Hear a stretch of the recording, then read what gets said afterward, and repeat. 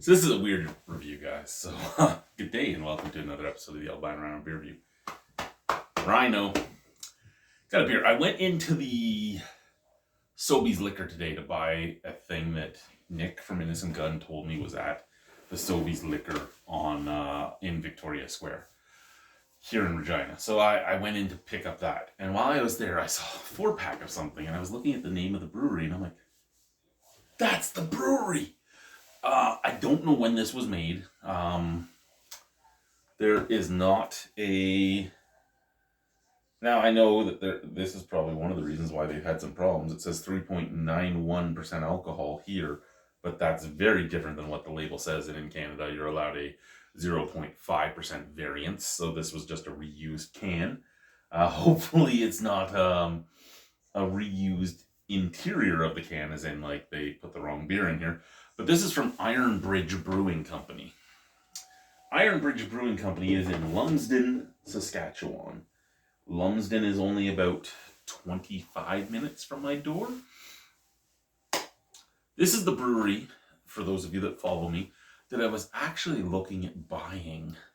And you could buy the building and the brewery together for under $700,000. However, it looked like it was a brouhaha brew house. And that's not worth all that much, but you got all the chattels with it, and you got the recipes and everything else. But it was a brewery that had basically not been doing great. So do I care to get the recipes is the big question, right? And the answer, after going through their Untapped screens and everything they had, was kind of, no, it's not. So here we go, right? We have one person I know has tapped this in and gave it a 3. 55 people have tapped it in and given it a 3.14 out of 5. It is from Iron Bridge Brewing Company. At 6% alcohol, their Creamsicle Ale.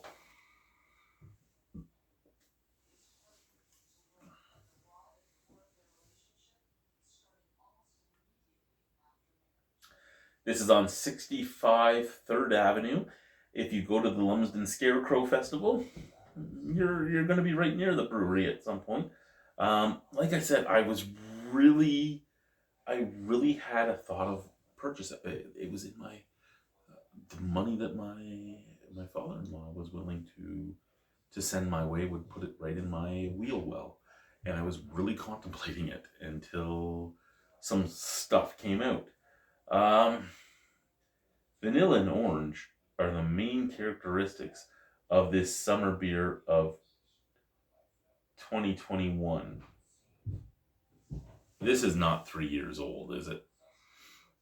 Tell me this isn't 3 years old. We even recommend putting an orange slice in to really exemplify the creamsicle vibe. Welcome to Iron Bridge. Cheers.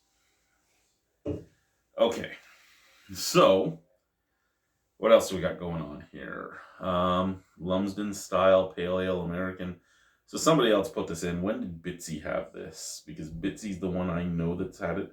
Okay, so Bitsy drank this recently. Bitsy had it at the St. Brew Yacht Club, and not getting much orange or vanilla.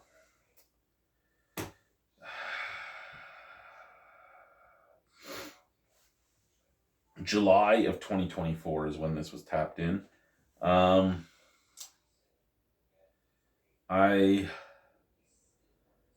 don't. Okay. There's nothing. The brewery looked to do almost exclusively IPAs. Like there was something like 65 beers on its Untapped page, and I would say about 2/3 of it was pale ales of some type. So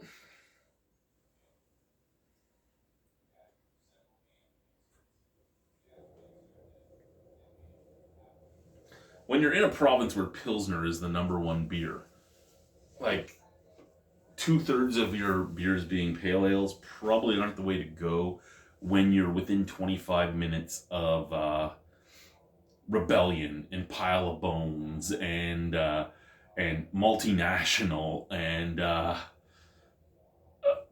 just all the different rebellion even bushwhacker even Regina Brewing Company. I don't know. I mean, it's hazy. It's hazy and it's golden. There is a snap crackle pop. It's not huge. I think that head's going to take a little bit to go away. And really, it has some staying power. That head is not. It's not really moving. It's not going anywhere anytime soon.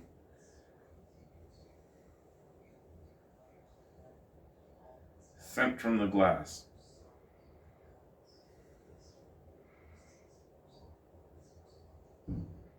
A little bit of citrus, but I wouldn't say I would necessarily say orange, just citrus, maybe more like grapefruit from the can.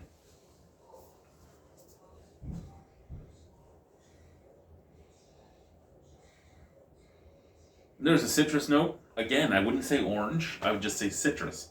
And a little bit of sweetness. Almost like the sweetness you get from an American Pale Ale. Like the old school American Pale Ales, like say for those of you in Ontario, and some people in Canada might know some of these, but like say like Mill Street's Tank House Ale, or Kensington's Fish Eye PA, that type of stuff, like just there kind of thing, right? Like just kind of bitter.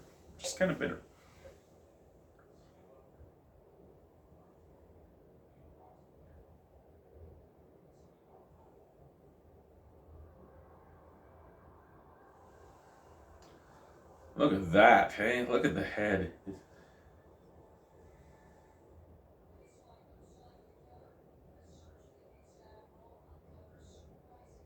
We might just pause you for a few moments here and let this head die down. We won't drink anything. We won't do it. You're going to have to trust me that I'm not going to do anything I'm not supposed to do. I'll see you very soon. Okay, we are back. Cheers. Let's try the beer. Go at it.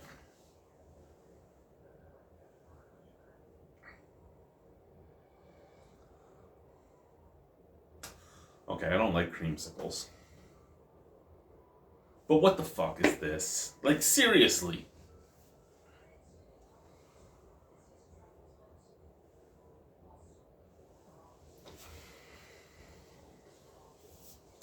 I can tell you why you want to put an orange slice in this beer, so that you get any orange out of it at all. There's no vanilla. There's no orange. There is citrus. I would say it's more on the grapefruit note. It's very bitter. A creamsicle beer should not be bitter. A creamsicle beer should be a creamsicle fucking beer. Vanilla and orange is not bitter. This is reminiscent to me of the very first Sawdust City butter tart beer that was so hopped that I'm like, what the fuck is this? And that's where I'm at. What the fuck is this? Okay? You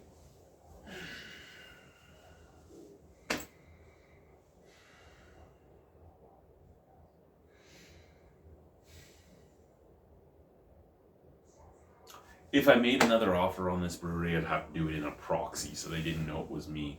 Because this just tells me exactly what I already knew, which is fuck your recipes. Like, what is this? What is this? This is not a creamsicle beer. This is not a creamsicle beer. And if this is what you're putting out to the market, going, hey, here's my creamsicle beer. I've had like 7 creamsicle beers from breweries in this province. This would be the 7th worst. And I hate creamsicles.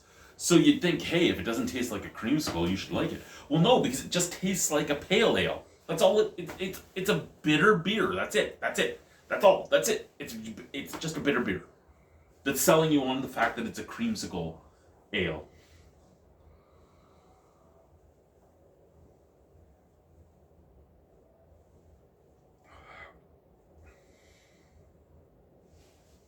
Like, does it have a here? Okay. For the plus side of this beer, does it have a brewing fault? No. And it's 7% alcohol. 6% alcohol. So it can be a very, very dangerous beer because it doesn't have an alcohol warming or anything like that. But that's where it ends. It's bitter.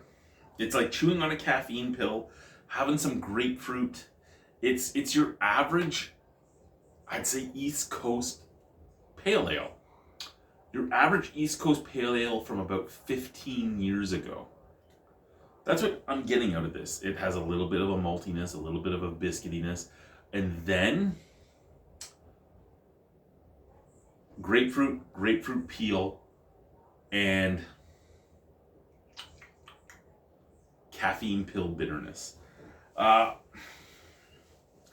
It's not horrendous, but why? If I'm going to rate this as a creamsicle beer, it's probably a 0 out of 10. If I'm rating it as a creamsicle beer, it's a 0 out of 10. If I'm rating it as just a beer, probably a 6 out of 10. If I'm rating it for personal enjoyment as a beer, excuse me,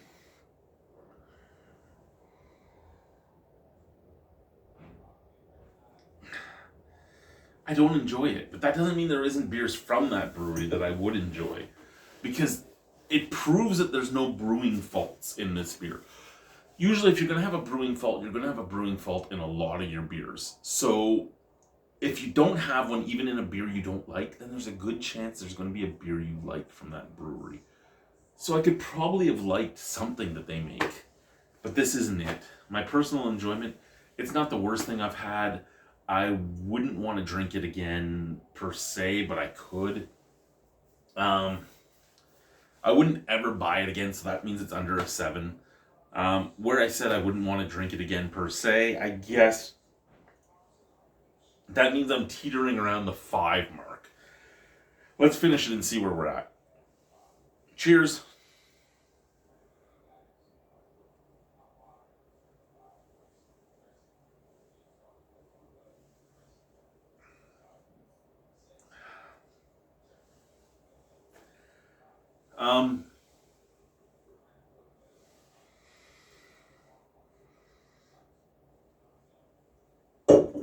Let's go 5.5 out of 10 for personal enjoyment. Thank you, guys. Bye.